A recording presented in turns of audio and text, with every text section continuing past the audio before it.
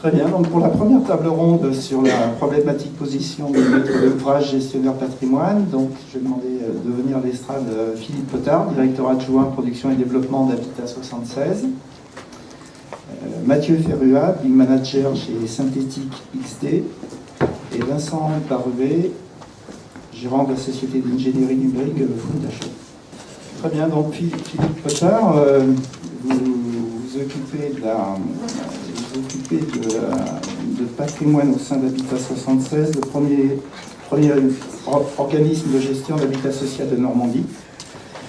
Vous êtes un pionnier. Dès 2012, vous avez commencé à poser la maquette numérique pour des opérations de conception-réalisation pour améliorer la qualité des projets. Je crois que vous avez dépensé près de 2 millions d'euros déjà dans la numérisation du patrimoine. Vous avez lancé une opération expérimentale, rue du lieu de santé. Voilà, donc tout à l'heure vous me disiez le BIM exploitation c'est vraiment différent du BIM construction, c'est deux mondes différents, donc je vous laisse développer. Bonjour à tous. Effectivement, dès 2009, Habitat 76 s'est vraiment posé la question de savoir s'il pouvait continuer ainsi à gérer un patrimoine de 28 000 logements avec des données éparpillées, avec de la perte, je dirais, de la perte en ligne à tout niveau, au niveau je dirais, processus technique, que ce soit de commande, de diagnostic, avec un accès aux données complètement hétérogène, avec aussi la problématique des données qui se renvolent avec les départs en retraite et la prégnance, je dirais, de tout ce qui est aspect pénal pour un dirigeant d'office par rapport à des données qu'il doit absolument connaître, comme l'amiante, et j'en passe. Donc dès 2009, Habitat 76 a décidé de se doter d'un ICTP. Donc en 2011, il a parmi plusieurs produits, il a choisi Habila et il a choisi donc de numériser son patrimoine. Donc c'est 28 000 logements, travail qui est aujourd'hui accompli. Donc dès 2016, donc Habitat 76 va pouvoir donc progressivement déployer donc ce logiciel au niveau de ce qu'on appelle le personnel de proximité et pouvoir enfin tirer les premiers bénéfices du système. Alors, Habila, je pense que certains d'entre vous connaissent, c'est un logiciel de gestion technique dédié aux bailleurs sociaux, mais pas que, mais principalement aux bailleurs sociaux, d'une grande facilité d'accès. C'est un modèle compatible IFC, mais par contre, il ne développe qu'un modèle 2D graphique, mais surtout un modèle qui structure des données de façon rationnelle, avec une part graphique qui n'est pas, je dirais, la préoccupation première. C'est vraiment la donnée qui est importante. Sur Habila, on greffe donc ce qu'on appelle nous l'intranet, c'est-à-dire la possibilité de passer des commandes de produits pour remplacer, dans le cadre de gestion quotidienne, de remplacement d'équipements. Alors les équipements qui ont été donc implémentés dans Habila, c'est les 20% qui pèsent 80% en plan stratégique du patrimoine, donc c'est les principaux, c'est les fenêtres, c'est les revêtements de sol, c'est les chaudières, c'est voilà, tout ce qui coûte cher et qui doit être suivi au niveau plan de patrimoine. Et aujourd'hui, donc, la question, c'est, alors que l'Office a lancé une grosse vague de CPE, donc contrat de performance énergétique, donc à l'échelle de 12 000 logements. D'ailleurs, au passage, le fait d'avoir numérisé son patrimoine et de pouvoir donc exporter en IFC les plans correspondant à ces 12 000 logements, lui a fait gagner éviter de dépenser 300 000 euros. Donc, vous voyez, par rapport à une dépense de numération de 9 000, on a déjà un tiers de récupérer. Donc je reviens au CPE, donc une fois les travaux réalisés d'amélioration énergétique, donc 12 000 logements, dont 5 000 vont faire l'objet de travaux d'amélioration énergétique, il va falloir donc réimporter donc, dans Habila les données et quelles données on va réimporter, hein, c'est là toute la question. Sachant que, comme le disait Bertrand Delcambre, bientôt, il va y avoir le carnet numérique d'entretien du bâtiment qu'il va falloir mettre en place et suivre. Autrement dit, un technicien qui devra remplacer un composant devra savoir ce qu'il remplace et surtout s'assurer que l'information est bien rentrée de façon à avoir une performance pérenne dans le temps. Voilà, donc ça c'est toute la problématique. Savoir qu'est-ce qu'on rentre comme paramètres. Alors on pense à la thermique, on pense à l'acoustique, on pense à la sécurité incendie. Donc tout ça c'est un travail qui est devant nous. Pour l'instant, les données qui sont rentrées, c'est des données basiques. Hein. Fenêtre PVC de temps par temps. Voilà, c'est à peu de choses près ce qu'on a rentré. Mais chaque jour suffit sa peine. Je vais parler un peu du neuf. Donc effectivement, le neuf, dès 2012, on a lancé une opération donc, qui est revue de santé à Rouen, qui a fait l'objet qui a bénéficié d'un BIM d'or d'argent, comment dirais-je, pour laquelle on a souhaité donc porter le processus BIM très loin, à partir d'un cahier des charges assez light au départ.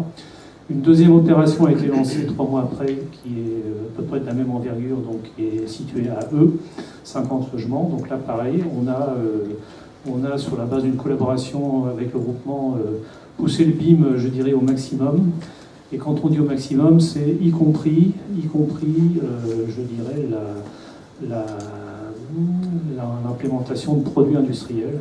Donc on a pour ça approché d'ADBIM pour pouvoir effectivement rentrer les données. Alors nous, ce qui nous intéresse, hein, c'est pas des beaux dessins, hein, c'est effectivement des caractéristiques de produits, des références de produits, hein, voilà, pour pas alourdir la maquette. Donc le premier des 2 chantiers est réceptionné en mars, donc c'est un chantier qui se déroule parfaitement. Je touche du bois, mais pour l'instant c'est vraiment, on voit vraiment l'effet du BIM, hein, on n'a pas de clash au chantier. Alors c'est vrai que le BIM n'imprègne pas encore, je dirais, les équipes chantier, mais rien qu'une conception, je dirais, BIM se ressent par effectivement l'absence de conflit et de, comme je disais, de clash. La deuxième opération est sur le même rythme, hein, on n'a absolument aucun problème de bug technique. Voilà, donc ce que je peux dire sur l'expérience d'Habitat 76. Oui. Quels sont les objectifs pour ces opérations expérimentales au niveau donc des produits, des objets? Alors, les objectifs, c'est de rentrer un maximum de données, de caractéristiques de produits via d'ADBIM, puisque pour l'instant il n'y a que d'ADBIM, mais il pourrait y avoir d'autres sources, d'autres vecteurs, je dirais, d'information. Les données qui n'auront pas été rentrées, les produits qui n'auront pas été rentrés feront l'objet de liens PDF, puisque pour l'instant on n'a que ça. Donc on est en train de travailler avec les entreprises sur les modèles, le modèle du DOE. Alors dans ce DOE, un certain nombre d'IFC sont, je dirais, renseignés avec des codes bibliothèques Abila, donc selon une certaine arborescence, hein, de façon à pouvoir être exporté le moment venu ou importé dans Abila, hein, pour faire en sorte que le DOE soit utile. Voilà. Vous faites ça en relation, je crois, avec la société Sogea. Comment vous vous positionnez? Sogea pour la rue du lieu de santé et Bouygues pour eux. D'accord. Pas de jaloux.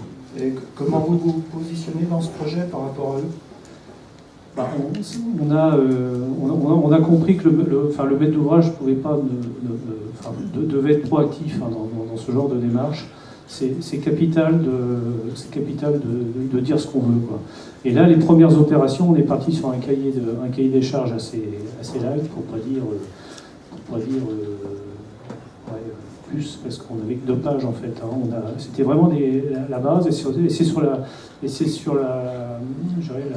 base de la bonne volonté en fait de l'équipe concepteur-constructeur que la démarche a été poussée. Donc au maximum. D'accord. Pour qu'on Donc, comprenne... ce que je peux dire aussi, c'est que le BIM nous permet aussi, en tant que bailleur, de bénéficier je dirais, au niveau communication, d'autres produits comme des visites virtuelles de logement. Hein, donc c'est des choses auxquelles on n'avait pas forcément pensé au départ. D'accord. Pour qu'on comprenne bien l'objectif final dans, je sais pas, 2, 3, 4, 5 ans, vous pourriez nous décrire comment vous fonctionnerez quand tout sera en place? Concernant la construction d'œuvres, donc Habitat 76 a décidé de généraliser donc, le BIM, l'ensemble de ses projets en conception-réalisation, parce que pour l'instant, on y voit, moi personnellement, j'y vois pas trop clair en dehors de la conception-réalisation. Et comme on a quand même opté en majorité pour ce type de contractualisation, c'est bien pratique. Donc l'ensemble des projets, je dirais au-delà de 20 logements, sera BIMé. Là, on a lancé une deuxième série d'opérations, donc avec un cahier des charges pour le coup un peu plus étoffé puisqu'il fait une 50aine de pages.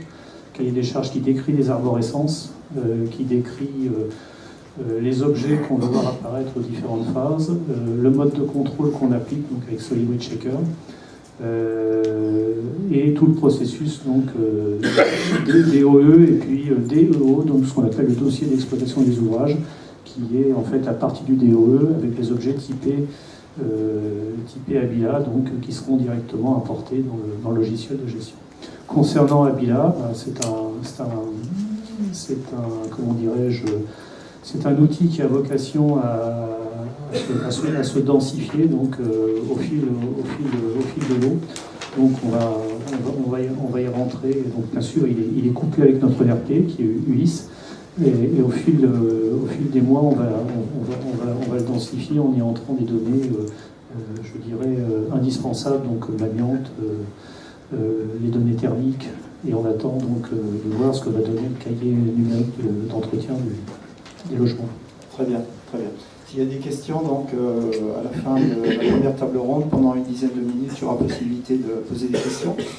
Vincent Baruet, vous dirigez une société qui manage le BIM du stade de la conception à celui de l'exploitation des bâtiments, avec des belles références, la Fondation Lumat, sièges sociaux, Vinci Construction Matmut, Université de la Citadelle d'Amiens, Tour Editis, hôpital à Dubaï, etc. Donc vous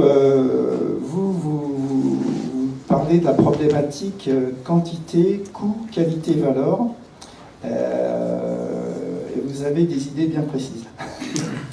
Oui, merci d'abord pour cette invitation à cette conférence. Effectivement, c'est une problématique qu'on rencontre nous au jour le jour, qui est que on est face à des flux d'informations de plus en plus importants et qu'il faut les canaliser. Alors, le BIM, c'est quoi? C'est garantir un continuum c'est un continuum numérique entre des hommes, entre des logiciels, entre des échelles bâties et des phases. Et j'avais beaucoup aimé ce qu'un journaliste avait écrit dernièrement, à savoir que la data, c'est le nouveau fluide du bâtiment. Et pour vous parler ce matin, je m'étais dit que, bon, Monsieur Delcamp, vous avez utilisé l'image de la route, moi je voulais utiliser l'image du fleuve. Parce que le fleuve, c'est un fleuve de données auquel on est confronté. Il a une largeur et il a une vitesse de flux qui va s'accentuer considérablement, notamment quand la maquette va se coupler à des capteurs, ce qui va créer toute une industrie qui est derrière. Donc ce fleuve de données auquel on est confronté, il est, je dirais, alimenté par 7 à 8 affluents qui correspondent aux typologies d'information, aux typologies de données immobilières qu'on implante à l'intérieur, de plus en plus. Effectivement, le premier affluent, celui qui est le plus conséquent, c'est ce que vous disiez juste à l'instant, c'est-à-dire celui qui occupe pratiquement 80% des masses d'informations, c'est ces données structurées produits, dont on rêverait de pouvoir profiter dans un proche moyen terme, de manière à gagner du temps dans l'implémentation des informations des autres catégories. Ce qui est important quand on est face à justement ce fleuve, c'est que en aval vous avez ces affluents de typologie immobilière, et en amont vous avez cette fois-ci, et là je vais devoir faire des généralités, je suis désolé, mais des facilities, des property et des asset managers, qui ont chacun besoin de flécher des informations avec une granulométrie différente. Et sur le bord de ce fleuve, vous avez des sociétés comme celle de Mathieu ou la mienne, qui sont des gens qui sont là pour canaliser cette information et faire en sorte qu'elle profite au maximum à chacun. Il faut donc identifier, je dirais assez rapidement dans les projets, que ce soit d'ailleurs sur des bâtiments existants ou des bâtiments en projet, quels sont les flux d'informations qui vont être vraiment utilisés. Effectivement, en Facility, les flux d'utilisation des informations de données produits structurées ne sont pas utilisés de façon extrêmement fréquente. On ne va pas chercher non plus tous les 4 matins quelle est la nature d'une porte. En revanche, côté property, lorsque les informations sont géoréférencées dans les volumes des pièces, là, par contre, on est face bien sûr à des données objets qui les intéressent, mais je vais y revenir juste après, mais surtout à d'autres types de typologies d'informations. Donc sur le côté de ce fleuve, encore désolé pour cette métaphore, mais pour moi c'est celle qui est la plus juste. Quand il y a actuellement justement l'ensemble de ces informations produits à rentrer nous-mêmes, c'est une perte de temps absolument incroyable, et c'est pour ça qu'on aimerait bien bénéficier de ces données produits assez rapidement. Ce qui fait que le coût justement pour les implémenter, le temps pour les implémenter est extrêmement conséquent. Et donc le rapport entre cette quantité et le coût d'information à rentrer n'est pas bon. Ce que vont permettre les données produits structurées, c'est justement d'optimiser ce rapport entre la quantité et le coût. Ensuite, cette qualité d'information, évidemment, si ces données produits sont structurées en amont, la qualité va être bien accentuée, puisqu'elles ont été, je dirais, structurées avec des fabricants, des industriels, donc elles seront viables. Et du coup, leur valeur va elle aussi augmenter. Parce que la valeur, elle est donnée bien sûr par la qualité de l'information, mais elle est aussi donnée par le flux d'utilisation qu'il y a derrière. Ensuite, côté property, cette fois-ci, ces données produits, ça ne les intéresse pas directement. Elles vont par contre alimenter des logiciels métiers qui sont là pour faire des simulations anticipatoires, que ce soit économiques, acoustiques, thermiques, etc. Et elles vont donner des résultats. Et c'est la résultante justement de ces simulations qui vont intéresser justement ces properties, qui vont aller chercher cette information dans le volume de la pièce et non pas dans l'élément géoréférencé. Et donc là, il y a encore, je vais défendre notre chapelle, mais il y a automatiquement des gens qui doivent gérer cette interopérabilité logicielle. Et Dieu sait que les logiciels actuellement, même s'ils sont très bien, ces logiciels de simulation, ils ne sont pas capables de comprendre entièrement toutes les informations qui sont intégrées à l'intérieur. Ils sont plutôt capables d'analyser les géométries. Donc il y a beaucoup de matière grise derrière pour créer des résultats de valeur dans les maquettes. Ce qui fait que, là aussi, la quantité d'informations, elle nourrit justement ces logiciels, 150 données dans un vitrage pour tirer un calcul thermique d'une pièce, ça, si on pouvait éviter de les rentrer, ça nous ferait gagner un temps précieux. Et puis justement, ces données structurées produits vont accentuer la qualité des résultats donnés par ces logiciels. Donc le rapport entre la quantité et le coût va être également optimisé grâce à ces données produits structurées d'entrée de jeu. Enfin, leur valeur, elle, et il faut faire très attention à une chose, que la valeur de la donnée, si elle n'est pas mise à jour dans le temps, là, elle perd de sa valeur. C'est comme quand vous rentrez dans votre voiture, paf, qui est toute neuve, elle perd 30% parce que vous ne l'avez pas entretenue. Bon, donc la mise à jour de l'information au sein de ces modèles est extrêmement importante, et c'est là où la valeur de l'information sera. Sur le dernier versant, bien sûr, côté asset, ces gens qui ont besoin de requêter, je dirais, des parcs d'actifs dans leur intégralité, là, évidemment, ces données produits ne les intéressent pas directement. En revanche, ce que je voulais partager avec vous, c'est la problématique à laquelle ils sont confrontés. À savoir que ils ont une partie de parc existant, on va dire 98%, et une partie de parc qui est en train de se numériser en BIM, à peu près les 2% restants. Il y a deux problématiques majeures. C'est que leur parc se numérise en BIM, mais chaque bâtiment est numérisé un petit peu dans une langue différente, ce qui les empêche après de les requêter de façon massive. Or, c'est ce dont ils ont besoin. Vous avez un bâtiment qui va être bimé en anglais, en espagnol, en allemand, etc. Donc s'ils n'ont pas une structuration, comme vous avez commencé à le faire vous de votre côté, ils se retrouvent avec des maquettes qui parlent des langues différentes. Et enfin, la deuxième problématique, c'est bien entendu qu'ils ont Donc un parc qui est numérisé, un parc qui ne l'est pas du tout. Donc du coup, ils sont confrontés à une gestion à double vitesse. Donc on voit bien que le long de ce fleuve, toute cette information circule entre ces hommes, ces logiciels, ces échelles bâties, entre ces phases, etc. Et c'est parce que cette information circule qu'elle devient vertueuse. Et je suis persuadé qu'effectivement, avec une préstructuration des données produites d'entrée de jeu, nous allons pouvoir gagner du temps pour nous concentrer sur d'autres typologies d'informations à rentrer, qui sont justement ceux qui ont besoin de flécher de façon assez récurrente ces facilities, ces properties et ces assets. Et c'est là que justement on arrivera à optimiser ce rapport entre le quantité, le coût justement d'implémentation de ces données, et enfin la qualité et la valeur sur le long terme des informations qu'on géoréférence dans les maquettes. Voilà. Très bien. J'aimerais que vous nous disiez deux mots sur ce maître d'ouvrage qui avait répondu à un appel d'offres et qui s'est retrouvé avec 650 000 données à gérer et qui a un peu paniqué et qui vous a appelé. Expliquez-nous. Oui, c'est un hôpital, je ne vais pas le citer parce qu'on va bientôt avoir le résultat, mais effectivement, dès la phase concours, en gros, on était dans une équipe internationale. Donc en tant que BIM manager de cette opération, enfin BIM et data manager, parce que le data management c'est 75% de notre métier. Pour votre information, la géométrie c'est 1/1000 des paramètres qu'on rentre. Bon, bref. Donc c'est un hôpital, 3022 pièces, 215 données par pièce, ça fait 650 000 données. Et ça c'était demandé de flécher dès la phase concours, ce qui effectivement était une problématique très importante pour les équipes de maîtrise d'œuvre qui n'étaient pas habituées à gérer des bases de données à la fois objets et relationnels de cette ampleur-là, et de les rentrer assez rapidement dans le projet, et de les lier à la maquette numérique. Et ça, c'est effectivement un savoir-faire qu'on a, mais on voit bien que 650 000 données dès la phase concours, ça pose des problématiques assez importantes. Bon, là, la maîtrise d'ouvrage avait une idée assez claire de ce qu'elle voulait flécher en termes d'attributs. Ouais, c'est pour ça que je voulais ce matin intervenir sur ce rapport de force. Voilà. Très bien. Mathieu Ferrua, donc vous dirigez Synthétique, un bureau d'ingénierie spécialisé dans le BIM management. Vous me disiez, quand on préparait ce dossier, que trop de maquettes utilisées pour réaliser les métrés, la structure et la synthèse sont laissées de côté lorsqu'on passe au stade de l'exploitation. C'est dommage car elles contiennent une importante base de données qualifiées qui peuvent être très utiles justement au stade de l'exploitation. Vous pouvez nous en dire plus autour de...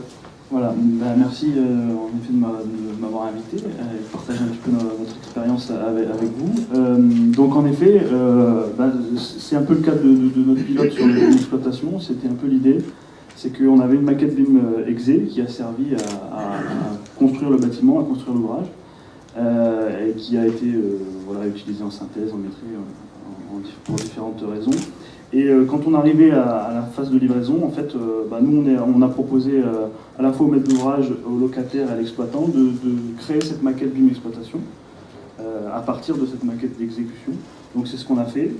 Donc aujourd'hui, ça fait un peu plus de 11 mois que la maquette BIM exploitation est en fonctionnement sur le site. Donc on a pu commencer à tester, à traiter, à mettre les mains dans le cambouis pour savoir qu'est-ce qu'il fallait comme information, quelles étaient les bonnes informations, quelles informations on avait besoin, lesquelles étaient moins intéressantes, mais il faut toujours penser à l'information dans une vision de court terme, de moyen terme et de long terme, puisque on voit très bien et très vite que dans le monde du BIM, on a beaucoup d'acteurs, beaucoup d'intérêts, divergents, convergents parfois, et il faut arriver à tous les mutualiser, à faire en sorte que tous soient bénéficiaires de cette maquette.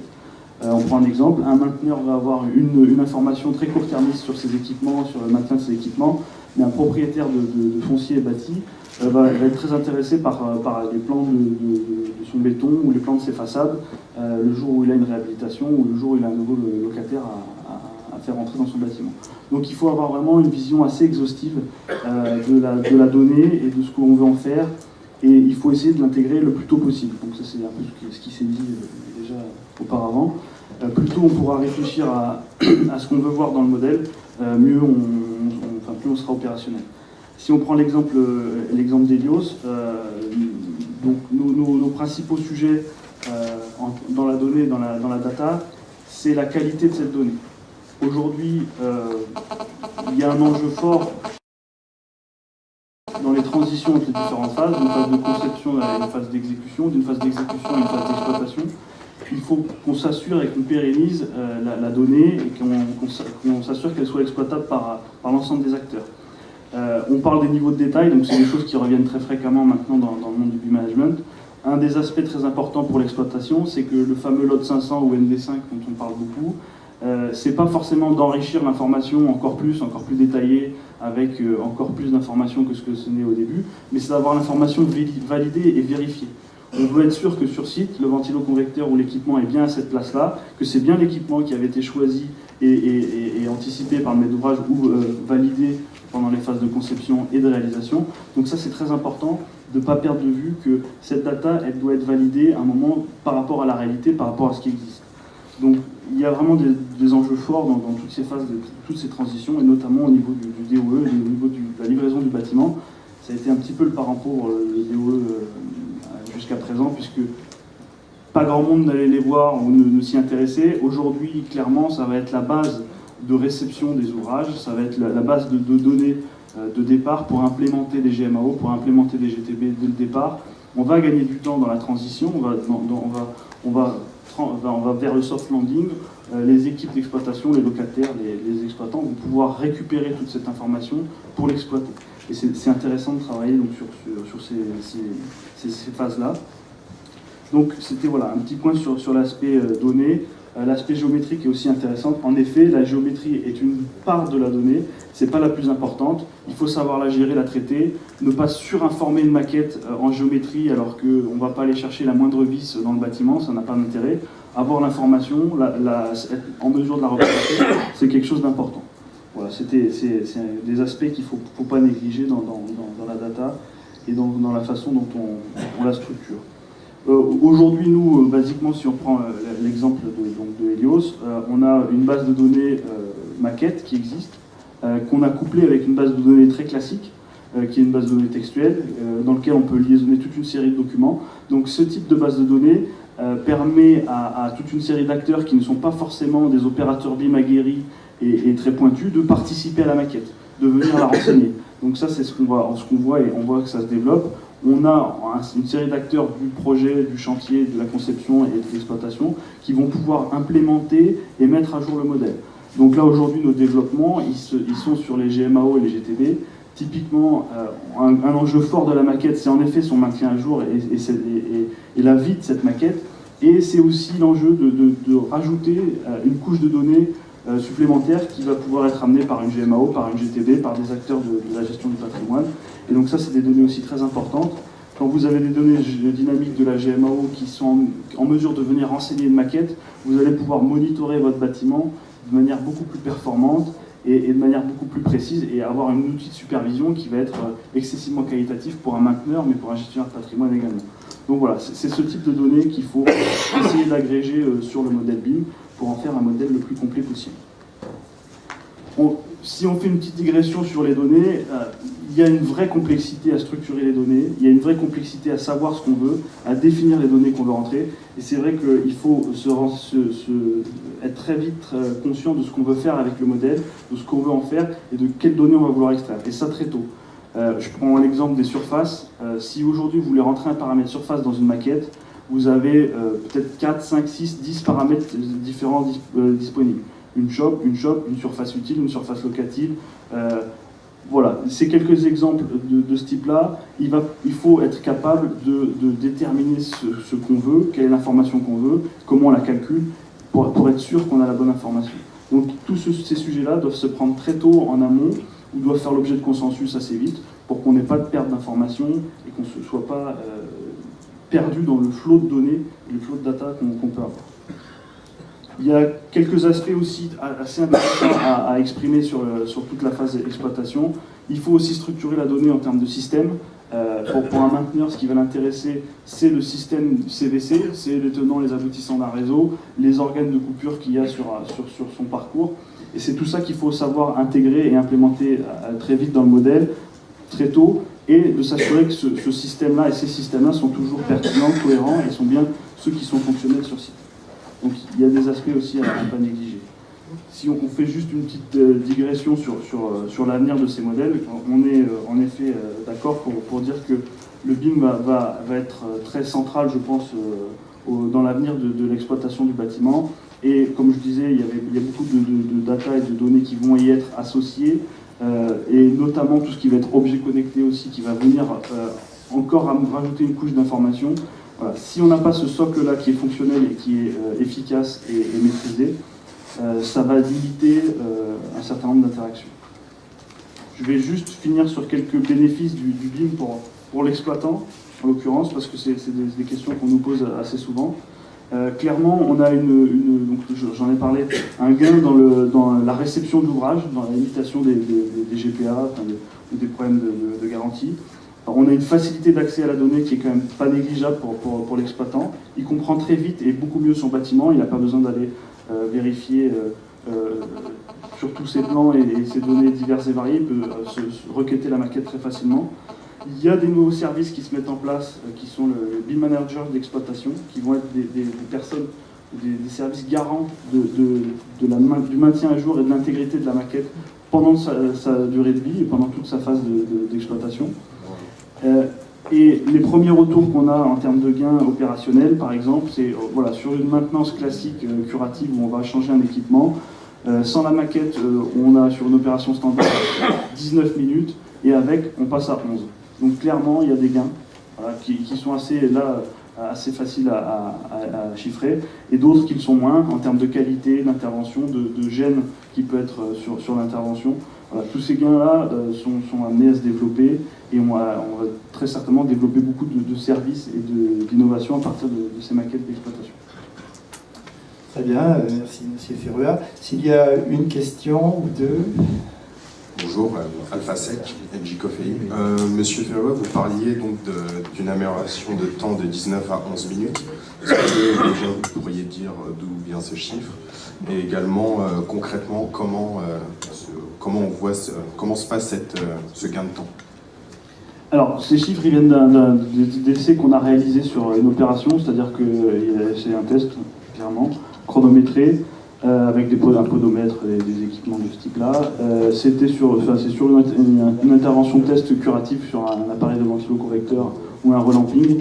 On a juste steppé les différentes étapes et les différentes phases de prise en compte de la phase de maintenance, de prise en compte de l'intervention, de ce qu'il fallait comme outil pour faire l'intervention, de préparation de l'intervention. Donc c'est toutes ces étapes-là qu'on a identifiées, chronométrées, et qui ont permis d'avoir ce retour chiffré. Voilà. Pas d'autres questions? Ah. Merci de vous présenter. Pierre May, économiste, président Médiaconso. Je voulais poser une question à Philippe. Tu dis, vous avez pris l'utilisation du BIM dans le cadre de conception-réalisation. Donc, est-ce que c'est un apprentissage? Pour dire au début, je fais en essayant de limiter un certain nombre d'acteurs, parce que je suis sur une nouvelle façon de voir mes projets. Tu dis aussi que tu l'imposes, tu veux mettre en place au niveau de projets supérieurs à 20 logements. Est-ce que dans la démarche de Habitat 76, vous réfléchissez aussi à avoir une autre typologie de marché au niveau des acteurs, et aussi je ne sais pas si tu fais des opérations qui sont inférieures à 20 logements. Voilà, merci. Bien sûr, on fait des opérations qui sont inférieures à 20 logements dans le cadre d'un accord cadre qu'on a passé avec un industriel, donc en conception-réalisation. Donc le problème est arrivé. Donc clairement, on a des difficultés pour l'instant à passer des marchés de façon classique, loi MOP, encore d'état séparé. Voilà. Je me suis déjà expliqué là-dessus. Je dirais qu'il y a alors, quand on rajoute là-dessus le BIM, ça devient encore plus compliqué. Hein, voilà. Mais sans doute qu'un jour on trouvera le moyen. Moi, je pense que si on veut faire, c'est possible. Hein. Il faut confier à l'architecte une mission exé. Je vois mal comment on peut faire autrement. Et puis il faut un gros travail préparatoire, hein, de façon à ce que les artisans rendent des données Excel, hein, et pas autre chose. Sinon, je ne vois pas comment on pourra faire. Je crois qu'il y a une autre question.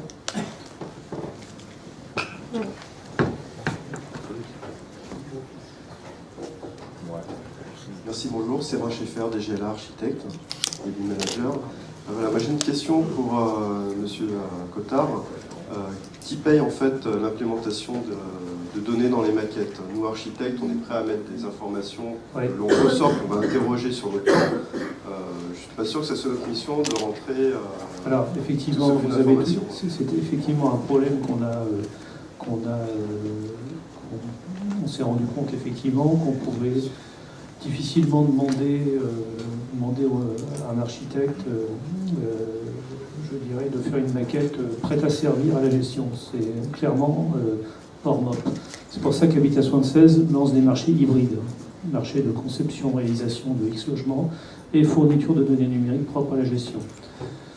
Dans le cadre de l'élaboration du DOE, mais je dirais ça c'est le point final, mais dès le départ, dans notre cahier des charges, on impose, comme je disais tout à l'heure, que les IFC soient ordonnés selon une certaine arborescence compatible avec le modèle de gestion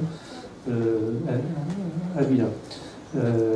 Les codes, le travail qui consiste à rentrer les codes bibliothèque Avila dans les IFC, c'est effectivement pas de la conception. Donc tout ça fait l'objet effectivement d'une ligne de rémunération à part. J'ai également une autre question, c'est que nous, architectes, on intervient des fois après en réhabilitation. Donc pour l'instant, on n'a pas encore de réhabilitation sur des bâtiments abîmés. La question, c'est quid de la mise à jour en fait, des maquettes de la villa, par exemple, parce que vous remettez à jour un IFC et comment vous traitez justement les changements, on va dire, de géométrie qui sont si peu importants pour vous, mais qui sont importants pour nos architectes, type casser des cloisons, des choses comme ça, quoi. Je n'ai pas compris la question. Si par exemple, en fait, vous allez changer des données dans votre DOE via votre logiciel de gestion, comment ces données sont reportées dans un IFC, par exemple, et comment vous traitez les changements de données, on va dire, plus les physiques. données sont traitées dans le logiciel de gestion, c'est-à-dire dans Avila. C'est-à-dire que Avila est capable d'exporter donc des fichiers IFC donc, qui permettent d'être utilisés dans Revit, par exemple, ou même Archicad. Et une fois le travail réalisé, la maquette peut être réimportée avec les modifications correspondant aux travaux. La question après qu'on peut se poser, c'est effectivement, à un moment donné, il faut réintégrer toutes ces données dans j'appelle la grosse maquette du DOE, hein, de façon à avoir un DOE toujours à jour. Donc ça, c'est effectivement des choses auxquelles on réfléchit. Bonjour, Daphné Asté, société Target, donc industrielle, fabricant de revêtements de sol. Une question à Philippe Cottard par rapport à son expérience et par rapport à ce que les deux autres intervenants ont pu dire sur la nécessité d'avoir des informations détaillées, des données détaillées en amont du projet. Quid en fait du détail de ces données qui sont souvent relatives à un produit spécifique d'un industriel par rapport à une performance et un appel d'offres qui doit rester quand même générique. Donc en termes de réponse à l'appel d'offres, est-ce que ça veut dire que la maquette pourrait être modifiée après? Enfin voilà, c'est un peu, comment dire, ça va pas forcément dans le même sens entre description générique, mais données précises qui permettent de faire les simulations et derrière appel d'offres public. Alors, comme je disais, nous, on est surtout en conceptualisation. Donc, si on se place en mode classique, effectivement, la maquette qui est donc dans le DCE, qui est remise aux entreprises pour qu'elles puissent formuler leurs réponses, doivent contenir des IFC avec des attributs qui correspondent au minimum, donc au minimum réglementaire. Je m'explique. Si on prend une porte, on va demander une porte avec tel degré de feu, tel affaiblissement acoustique et telle performance thermique, sans bien sûr citer la marque. Donc voilà. Après, ce qui permet donc, je dirais, à la limite à l'entreprise qui sait lire donc une maquette de s'affranchir du CCTP quasiment. Donc sans citer de marque, on peut très bien fournir une maquette avec des IFC chargés d'attributs pertinents. D'ailleurs, il faut que les bureaux d'études profitent de ça pour rajouter une couche d'expérience sur leur propre bibliothèque, etc., ce qui va encore augmenter la valeur de ces données produits structurés si elles se nourrissent également de l'expérience des bureaux d'études.